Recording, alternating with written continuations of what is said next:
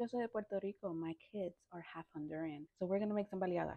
I want to say thank you so much for last video. It got a lot of compliments, and don't you worry, I'm making a list more fusion recipes. But today it's very typical in the morning in Honduras, eat baleadas con café. So that's what I'm making today. I have this 400-pound bag. It's 8:30 in the morning. I have not had my coffee yet. Thank you. I have this 400-gram bags of flour in here, which I'm going to use the whole bag. This is about 3 cups of flour, about a quarter teaspoon of salt, and a quarter teaspoon of baking powder, about a quarter cup of vegetable shortening. If you don't have vegetable shortening, you can use oil. I've done it before and it turns out fine. I'll start kneading the shortening into the flour. I'm going to do it with my handy dandy mixer. I spent my adult money on it.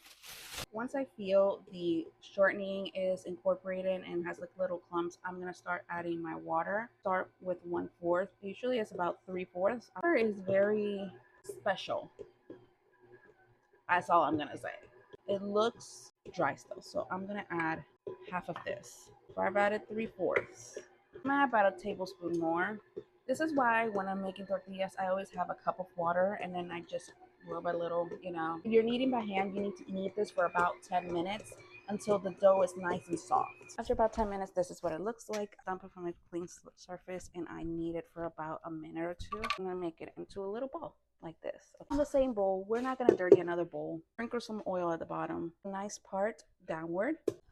Swirl it around and then turn it around like this and do it to the other side the same. Now you get some plastic wrap and put it on top of the dough. This dough does not need to rise. It does not have yeast, but no air can go in it or else it dries up. Now we just cover it and we let it rest for about 20 minutes.